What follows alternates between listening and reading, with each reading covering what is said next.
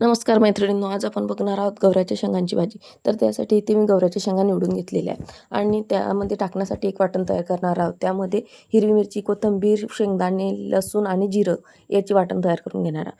तेल गरम करून घ्यायचं. तेल छान गरम झालं की त्यामध्ये जिरं, मोहरी, कढीपत्ता टाकायचा आणि चिरलेला कांदा हा त्यामध्ये टाकून घेणार आहोत. कांदा लालसर रंगापर्यंत भाजला की त्यामध्ये लगेच आपण कोरडे मसाले टाकणार आहोत.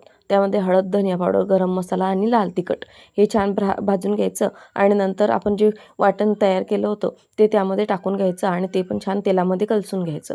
हे छान झालं की लगेच आपण शेंगा धुवून त्यामध्ये टाकणार आहोत.